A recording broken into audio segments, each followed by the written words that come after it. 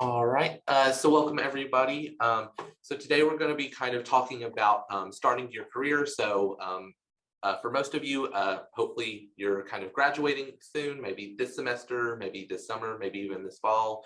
And you just kind of wanted some more information on kind of how that transition is going to kind of look going from a college student to kind of your first career and kind of moving into that role. I'm your advisor for psychology, Mr. James Whitt, and with me today is Dr. Chiarella, who will be assisting, and that's what we'll kind of be talking about. So to get started, we kind of have just a few questions for you. So kind of what concerns do you have about starting your career, and kind of like what are your expectations going into your first career? Do you have anything, or are you kind of just not clueless, but kind of just unsure in general kind of what that's going to look like? And feel free to either unmute yourself and talk, or if you want to, you can also put it in the chat as well. And I think it's legit that a lot of students have some experiences and some ideas from many part-time jobs that they've had, or maybe you have been in a job for a while and are now coming back to school. But what's it going to look like to be in a job that is a psychology career? So again, feel free. We want to shape this to you to be helpful, and otherwise we can kind of just speak broadly. Yeah, that and your uncertainty makes a lot of sense. And Sarah, you have a comment or a question too? It was a lot to type out, so I figured I'd just come on to talk. I mean, and again, yeah, feel free to interact with us. Again, I think that makes these presentations a little more engaging when we can talk it through, although the chats are absolutely fine. Yeah. I have a more unique situation because I am a mom of 2 kids, so I'm going a little slower, not actually going to graduate until spring 24 is what it's looking like. But the thing for me is, in looking at PhD programs, that's really the track that I want to go. I would love to get a clinical degree, be able to do research, also be in a practice as well. But for me, that type of program tends to be very rigorous, and everything that I keep hearing is 4 classes a semester, and that's too much when I have 2 young kids, one who's not even in elementary school. So I guess my question is more so what a career in a general psychology PhD could look like, and with the understanding that I could do a post-bac program to get that clinical certification as well. Depending on what states will actually accept that. I understand that's all complicated, but I guess that would be my question. It'd be, I don't know, advice on how that could look for someone. Sarah, that's an excellent question and a tricky one. I think the issue with that, and I don't want to mislead or what else do I want to say? Contradict anything that you've heard, but doing a general psych PhD and then doing a postdoc for clinical isn't really a path that I've ever heard of. So we can talk about that more and specifically. I think, and unfortunately unfortunately, traditional PhD programs can be, or kind of all consuming. Although let me tell you, as a young child, I observed my mother working full time and getting her PhD. So it's definitely doable. But I think now there's more flexibility in the types of programs that are out there. And while I often say to students that I would caution you to some regard with online programs, that may be a way to go. Just because most traditional PhD programs are still pretty old school in their delivery, and they expect students to be full-time. Often they will say you cannot work in any outside jobs, and that you have to be there and in it 100%, right? So looking at online programs may give you much more flexibility. And what I would say, the number one thing about those online programs is they're the better ones, kind of generally speaking, the better online programs tend to be from established universities that have developed online programs that run kind of parallel to their in-person programs. When you see professional schools of psychology, that starts getting you into, I'd say, a little bit shakier territory for the online programs. Does that kind of help as a quick answer? Great. I'm happy. Yeah, to I would also add that. what might be another pathway is maybe looking at a master's program that offers clinical training.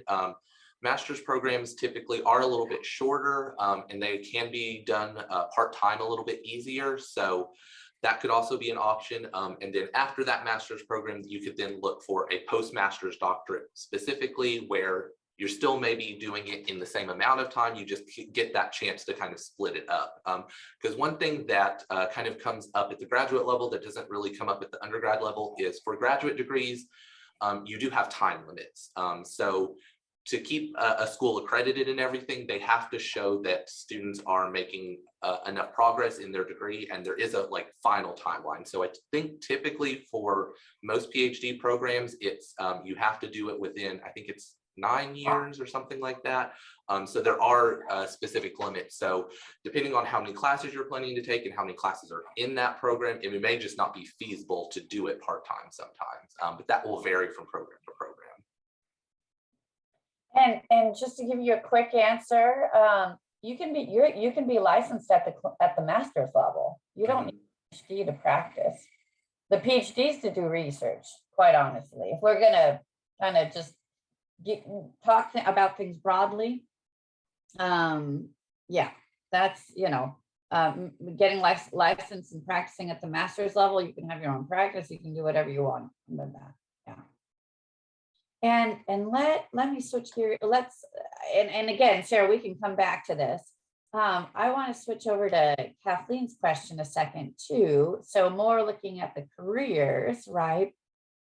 And Kathleen, it's good to be thinking about maybe taking a year or a couple of years before going into a master's program. It gives you a chance to get more experience beyond what you've been able to do in your undergraduate years, gives you more certainty about the field. It gives you a sense of more maturity about the field. And a lot of grad schools see also that, kind of have this tendency to believe that your commitment to the field maybe more clear, more determined, more set, right?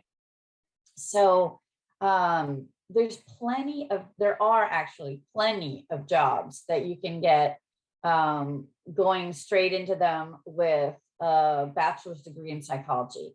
I think the thing is that a lot of students think that they must sound or they must be very clinically based. And I think the good challenge for students is realizing that psychology is a huge field. And there's all kinds of things that are psychology, right? I literally had a senior saying that she wanted to go into pharmaceutical sales. And she said, this isn't psychology. I said, no. We invented psychology. It was a psychologist that invented sales and marketing and many parts of business and management and training. So we're involved you can have a psychology job in businesses, you can have psychology jobs working for health clinics and public health, you can have a psychology job working in the community, you can have psychology jobs working in, I hate to sound scary, but prisons. I have students who are looking at doing psychology jobs in the school system, and these are all straight from your bachelor's to those kinds of jobs. You just have to look broadly and think kind of maybe more creatively than you would. The places that I would start would be looking at, if you're familiar with school systems like CMS, or looking at the hospital websites, looking on Indeed, looking on, I'm trying to think, is Monster still popular? It's Indeed. Oh, and students were telling me about Google Jobs. I thought that was interesting. I haven't had a chance to play on Google Jobs yet, but I wanted to look on Google Jobs. Google does everything, right? So I wanted to look into that as well. And also too, a good first step is thinking about going to the Career Center here. The Career Center here will help you in a lot of different ways. So Jessica, is that, and I mean, does that, and again, we can talk a whole lot more about that, Kathleen, but does that start giving you some directions? And James, I'm trying to think if I could share, I have, let's see if I can pull it up. Or maybe, again, maybe the place to go is going to the Career Center, but the Career Center has like great lists of what can I do with the major in, and you name it, right? And they have, what can I do with a major in psychology? And they have a list of all kinds of job, again, names, titles that you can look for. I think some of the issues that students aren't sure of is thinking about what kind of titles do I search for in jobs. And if you do want more clinical kind of jobs, a big one that's out there right now is the registered behavioral technician. So we've got a lot of students working with either, I'll say often it's autism spectrum, but children and people with special needs, and helping them kind of navigate through their daily lives. So registered behavioral technician, I have a lot of students doing that as their job while they're in school right now. So, and you can work a variety of like 20 hours a week, 30 hours a week. I think 40 would be a lot with a full school load, but I know students who do it. Psych tech is another job that students have been doing simultaneously or after, and psych tech puts you in a hospital setting and assisting with, there we go. Thank you, James. Yep. A lot of different positions, working with psychiatric patients in a hospital. Yeah, can we, yeah. So I know it's kind of small print, everybody, but can we do some squinting to, let's see, yeah, types of employers. Oh, thank you, James, perfect. I knew James knew how to take care of it, but yeah, daycare coordinator, that's something students are doing. Admissions counselor, look for jobs at UNCC. Lots of students get jobs at UNCC after graduating or even during.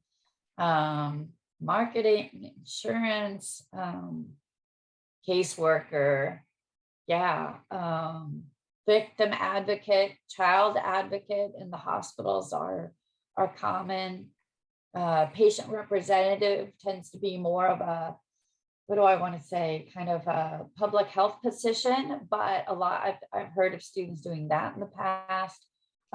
Lots of students find jobs. It just takes a little bit to know, but I would say hit the hospitals and hit the schools, and literally, like, I mean, Indeed will help you and all of that, but it's worth looking at, like University of Charlotte employment, Charlotte Mecklenburg Schools employment, Atrium Health employment, right?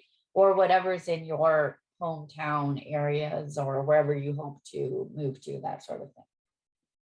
Okay, so I'm hoping I'm not being too long-winded in being helpful and encouraging. And again, oh yeah, starting your own practice very briefly for that. Again, I always say there's no one right way to do it, which is liberating and overwhelming and confusing at the same time, because the transition from high school to college, a lot of people, I wish we'd think about it more. I wish we'd take more of a pause from high school to college. A lot of people just kind of automatically move from one to another, right? So this is the college and beyond definitely puts you in the which way do I go? So you could work a few years, get your master's, work a few years, go get your PhD, or you can get your master's, right after. You can do all variety of things, and no one of those steps are right or wrong. It truly, truly is an individual choice, and a time to look at just kind of where are you at, and know that you're not really going to make a wrong move, because whether you go straight into school or take some time to work, that will be, both will be working in your favor, right? In terms of experience and learning and that sort of thing. And I just want to be really clear with, and again, I got my doctorates in clinical counseling. I love school. That's why I wanted to be in school for so long. I knew I wanted to do clinical work, but I wanted to teach, and I knew teaching at the university level would mostly require a PhD. I wanted to do some research, so again, I went into the PhD. Actually, I went into the PhD thinking I was going to do mostly research, and then have done mostly teaching and clinical. So I turned around within my own program.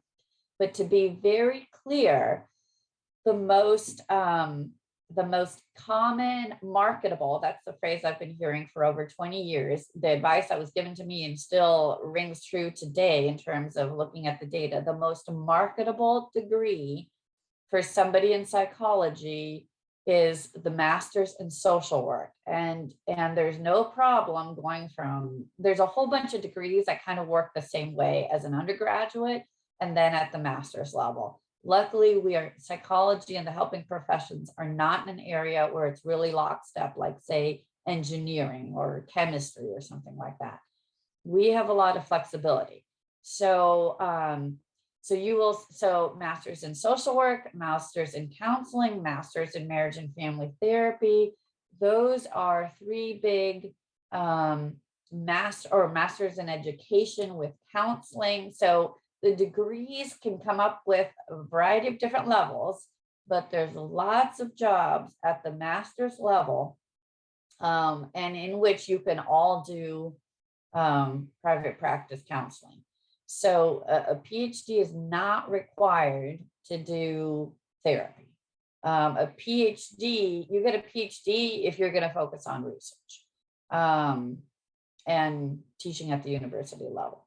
But otherwise, your master's level degree and all the different master level degree have a licensing that you can get, and with those you can practice with other people in a private practice in a million settings. It's a very versatile degree. Yeah. So please keep that in mind, because I think the default is to kind of hear, you must get your PhD, and that's a wonderful thing, but there's a reason why there's so few people with PhDs, and we're all at the universities. So, yeah. Any other questions or anything kind of you guys want to talk about? Otherwise, I mean, we can go through the presentation, but if you guys want, we can also just do kind of more just Q&A kind of stuff if you have more general questions or more specific to you. Let me ask you all. So let's see here. Of those of you that are here, are most of you thinking of going clinical at some point? Sarah, it sounds like you have a couple options you'd consider. And I'm just wondering who all, like, what kind of end goals are in your heads? And that might help us be able to talk through.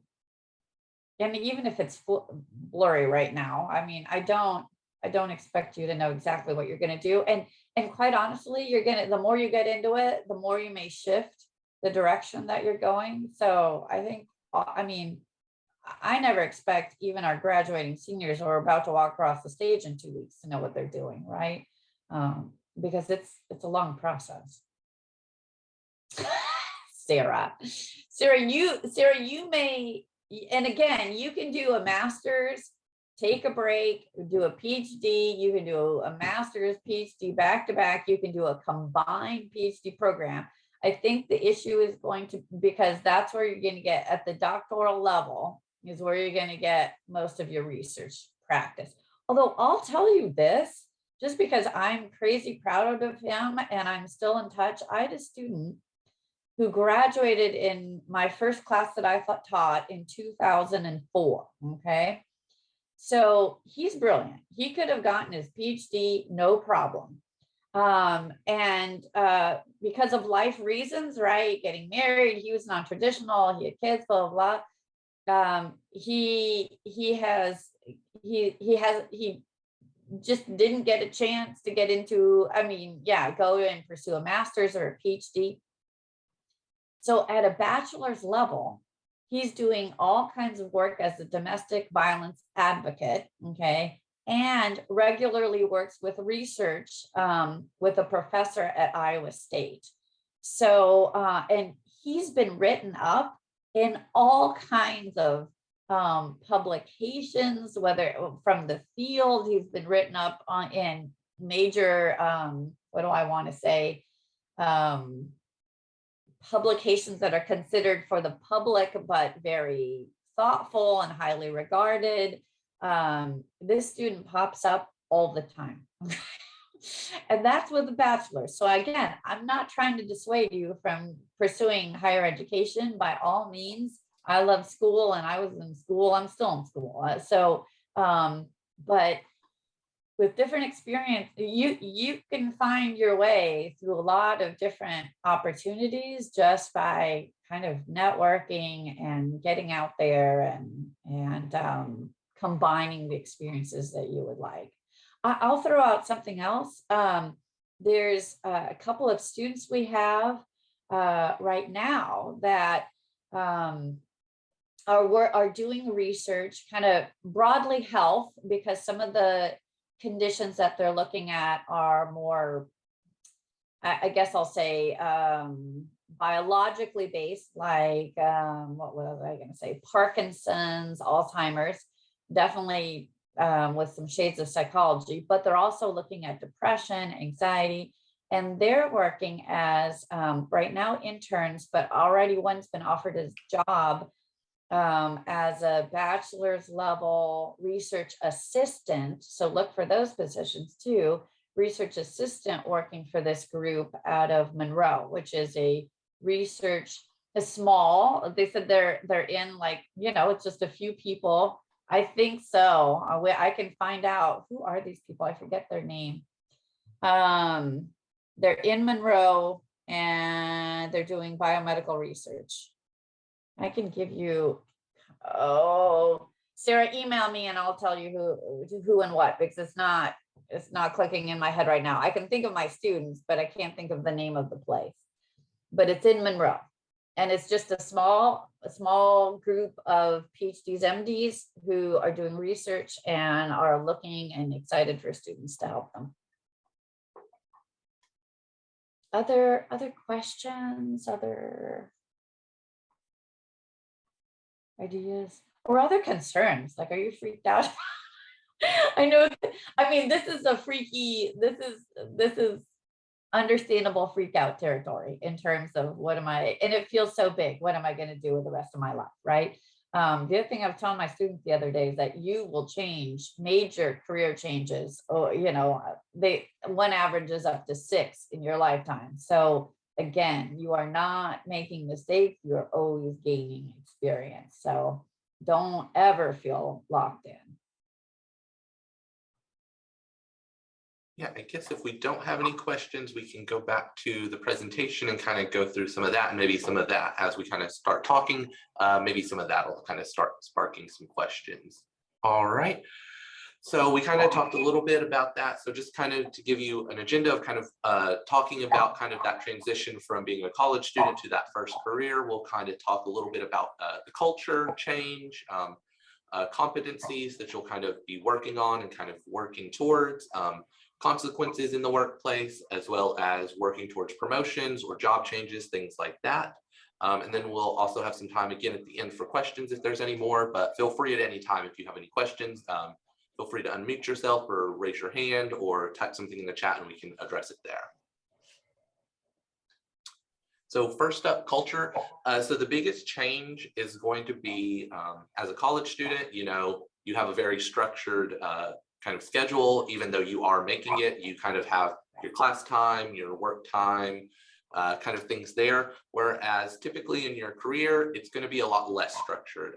So you're going to have tasks and things that need to get done by deadlines, but you're going to be kind of working on them at your own pace within those. So it's almost like an asynchronous class that way. But it's going to be a little bit less focused because you're not going to be kind of like learning and kind of synthesizing and then showing that. You're just doing projects and things like that. So if you've had any classes where you're pretty much just doing projects all the time, the work will be a little bit more similar to that. It's also going to be a little bit changing kind of the vocabulary and the dynamics. So you don't really have professors and kind of that kind of group of people above you that are kind of like helping you and assisting you kind of moving forward. It's going to be mostly kind of you and your coworkers who are, for the most part, going to be all on the same level. You might have a supervisor or kind of multiple levels of supervisors, but you'll typically have one supervisor who's there if you need assistance, but typically you're not going to get as much feedback as kind of regiment as you would in a class. So in a class, you're going to get more kind of like do an assignment, maybe a few assignments, and then get feedback and kind of keep that trend.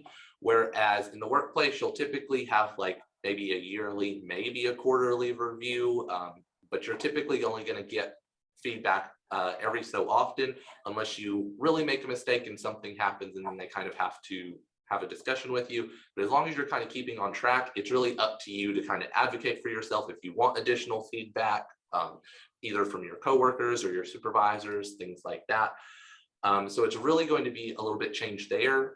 There's also obviously going to be kind of the change in the knowledge that you'll have. So as you kind of have been going through school, you've kind of gained knowledge on like psychology, as well as kind of some of the skills like critical thinking, communication, things like that. In the workplace, you will continue to build on some of those skills, but you'll also have to get knowledge, you know, specific to whatever company you're working at, as well as the team dynamics and things like that.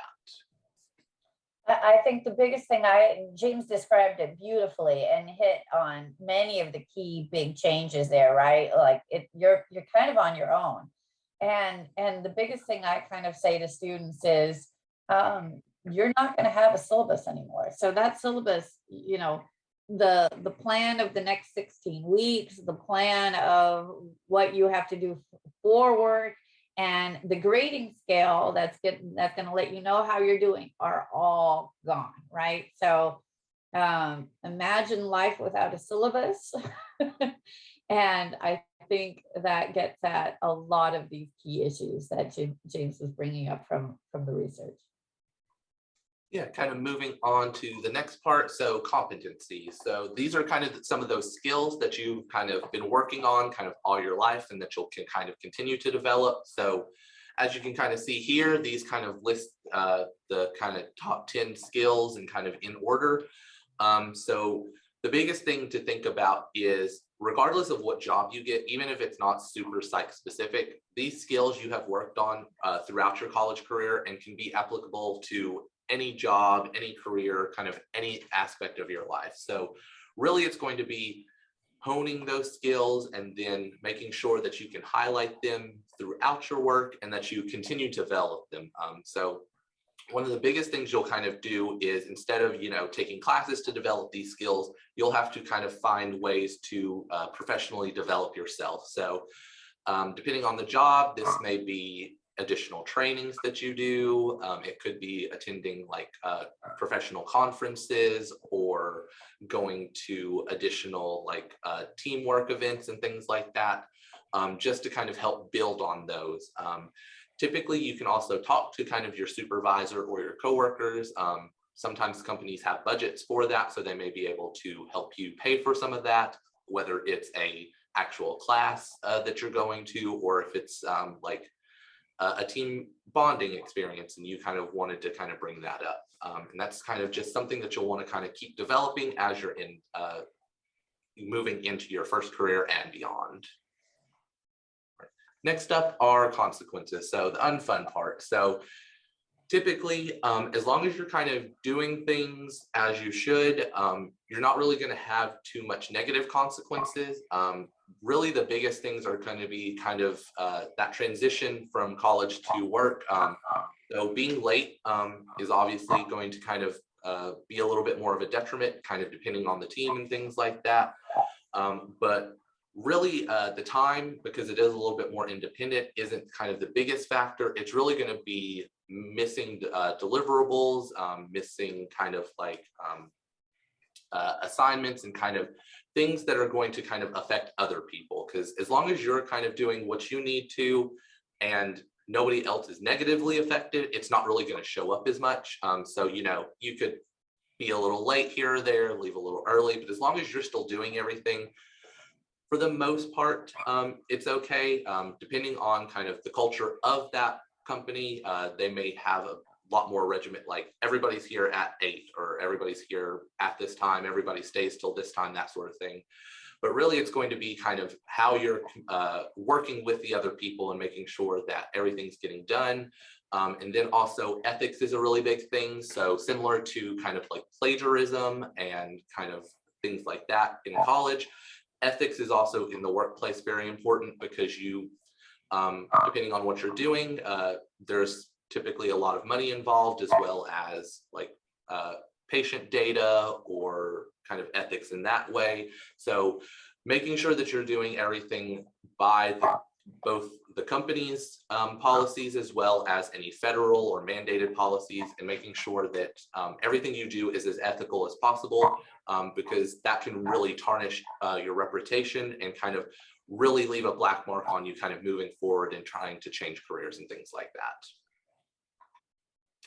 And then promotions. So promotions can be either internal with that same company, or it could be taking a new position at another company and kind of moving up. So as Dr. Chiarella was kind of saying, typically you're not going to have just one career anymore. So you're going to have multiple careers at multiple companies and kind of shift and kind of turn a little bit. And then part of that is how do you do that? So kind of as you're kind of building your skills and things like that, as you can see here, these are kind of the biggest characteristics that kind of go into getting promotions, getting that new job, kind of doing that. So really kind of similar to the consequences, it's really going to be how much you're kind of helping both the team and yourself in the company. So taking initiative, you know, self-management, personal attributes, commitment. So really it's all about like how much are you contributing and how much can they kind of see that you're going above and beyond to kind of do more, to do more and kind of either speed up a process, do more things that way, kind of anything there. And then that's pretty much it in terms of kind of like some of the basics on kind of moving from your college life to that first career. So now we'll open it back up to any questions anybody has about kind of some of these topics, or if anyone has any other questions about kind of like just career stuff in general, we'd be happy to talk about that as well. The other thing I would say is to certainly kind of take a look at some of these. And I know these little graphs are kind of hard to follow sometimes just because it's a little small, but really thinking about how to distinguish yourself and taking initiative makes a big difference. Also being able to talk about good examples of when you've done all this. This is what the bosses, quote unquote, are looking for, right? Joe, you had a question? I was wondering kind of about, I guess, like sort of more of the like research differences between like a psychologist and a social worker, like, because it doesn't seem like there's a ton of like social work, like research that does happen. I mean, maybe you all know differently, but like, I don't know. I was just kind of wondering, like, how does that like kind of play into your like career, like as a psychologist, or like how does that kind of like shape your life more, like is kind of what I'm wondering. Joe, I think I can answer that, but I want to make sure I'm answering the part that you're getting at. So are you asking about how much research does a social worker do, or are you asking about how much research is in the field of social work? Am I capturing your question correctly? Yeah, that's kind of what I was wondering about. I mean, I guess I would say this, okay, in terms of what, whether it's social work, marriage and family therapy, school counseling, school psychologist, or clinical psychologist, all of those fields are driven by what we call now evidence-based practices. So research has to happen, and maybe not necessarily by the social worker who's seeing clients, right?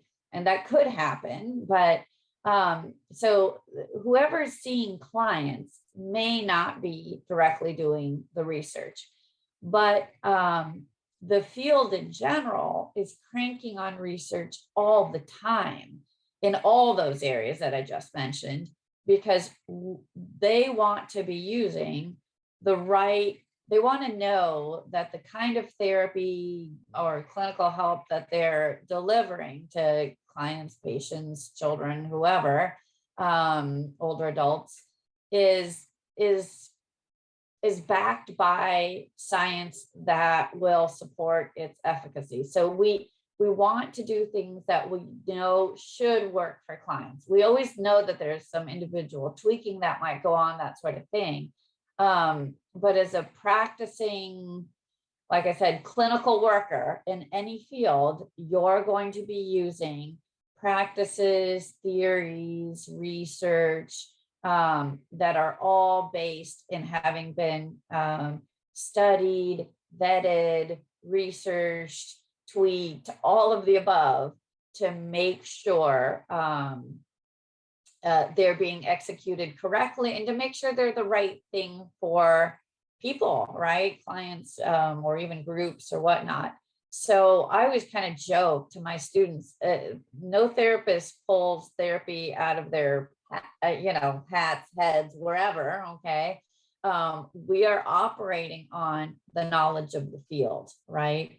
So, and that's true, like I said, across the board, whether your degrees in education, whether your degrees in social work, whether your degrees in psychology, it's research is driving what we are actually doing in practice. I hope that helps. Does that make sense? Yeah, no, that's really insightful. I appreciate that. Mm-hmm. Other questions that we can answer? Well, I was also kind of wondering, like, where do clinical psychologists versus like clinical social work like the most often? Gosh, let's see. So Joe, you were cutting out a little bit, but what kind of settings for clinical psychologists work in terms of, and you mean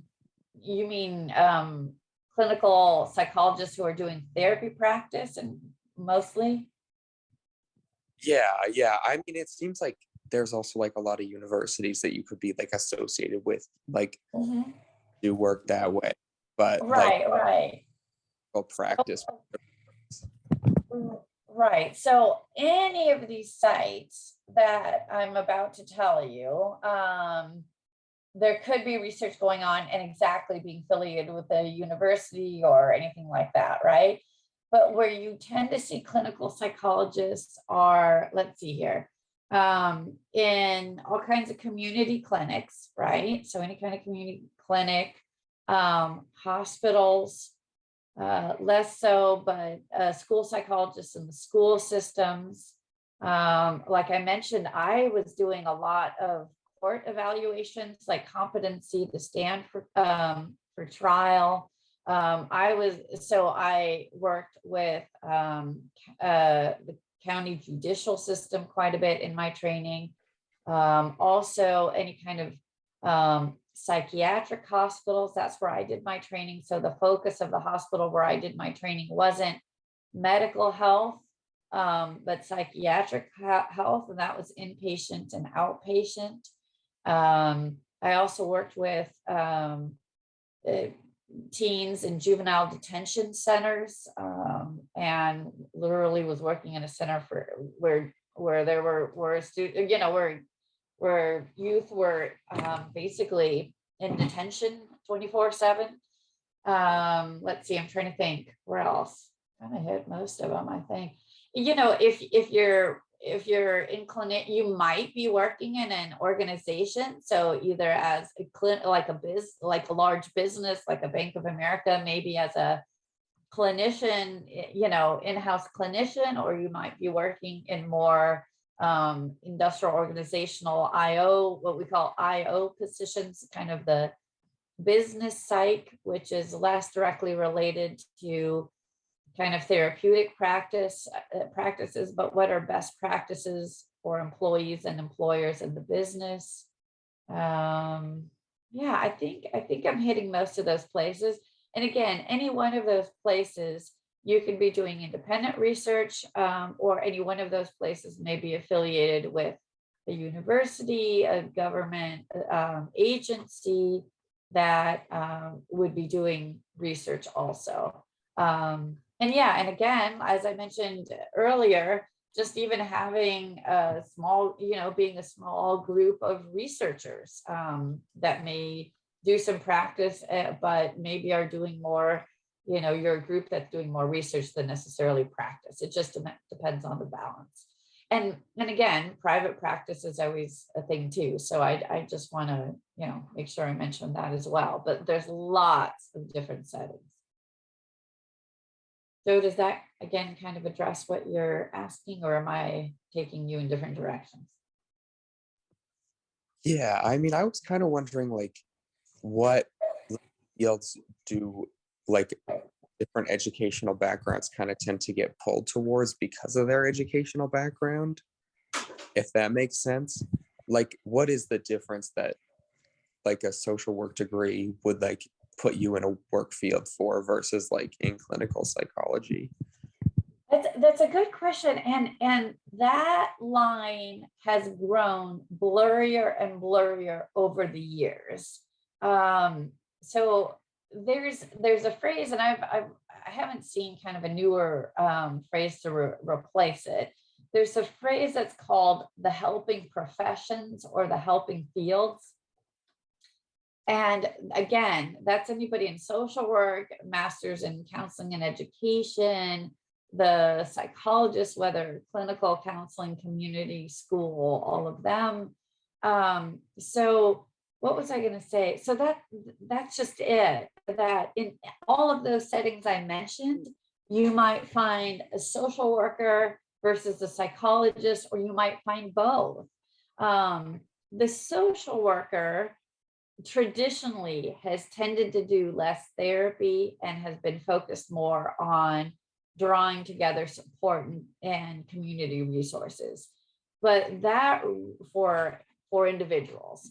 But again, in practice, that that can be that gets blurred, because a lot of social workers are doing individual therapy. So like I said, to a certain, there's, you know, you can get the fields have, what was I going to say, kind of different flavors to them in terms of what they might emphasize more or less. But in practice, a lot of those degrees work kind of the same way. Does that help too? Yeah, that's really insightful. Thank you. Yeah, there's actually a lot of flexibility, because I think, you know, like I said, I think we kind of get into school and it's like, what's your major? And if your major is this, then it's not that, right? But there's a lot of majors in our, you know, helping professions, helping fields that work pretty similarly once you kind of get it said and done. And at the master's level, I'd say there's a lot more tailoring that you can do to get the experience that you want. For example, I'll just say very quickly, in my graduate program, there wasn't any emphasis on children. It was a clinical counseling degree, and kind of the assumed is that you're going to work with adults. Well, we happen to have one of our professors was a child clinical psychologist, and he happened to have a what do I want to say, a contract with the school system. So I basically was working with children 3/4 of the time. Much more of my clinical training was based with kids than necessarily one-on-one with adults. And even by the description of my program, you wouldn't have expected that, right? The other thing that I sought out is when I went to do my internship, my clinical year, that's full on therapy training, that you get a lot along the way, and then you do a whole year in it. I had 3 rotations at that psychiatric hospital where I worked with children and adolescents, 1 rotation, adults, a 2nd rotation, and then older adults for a 3rd rotation. And I was going to nursing homes and doing therapy and group sessions in nursing homes. So once you get to the master's level, there's a lot of tailoring that you can do to go in the directions you want to go, and lots of retraining in the field that you can also do to kind of keep pursuing areas that you're especially interested in. Yeah, because I will say at the graduate, especially at the master's level, you can also get additional certificates. So I know a lot of people who go in kind of like counseling social work, they'll also get additional certificates in like gerontology because they're planning to work with older adults, or addiction and counseling and substance abuse and things like that, or play therapy, art therapy, kind of a lot of different things. And you can kind of get those additional certifications to kind of tailor a very kind of more general degree into what specifically you're wanting to do. Mm-hmm. Okay, yeah, no, I appreciated that. Those are great questions, Joe. Other questions from anybody? And I am seeing that, again, not to hurry anybody, but you know, we're kind of coming to the close of our time. So that's meant to encourage you to ask.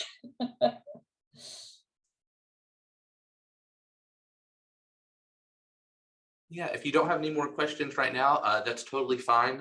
Kind of continue to kind of explore on kind of what you're thinking, and kind of moving forward. We're planning to, you know, continue to do kind of similar events to this and the graduate school events kind of moving forward. So feel free to always reach out to us anytime, or you can always attend one of the other events if you kind of have some additional information that you want to learn or questions you want to ask during that. But thank you all for coming. It's been a great session, and we'll hope you have a good day and hope you have a good end of your semester. Take care, everybody. Thank you all for your time today. I really appreciate it. Great, Joe. Good to be helpful. Yeah, have a good one. Thank you. You too. Bye, everybody. Bye.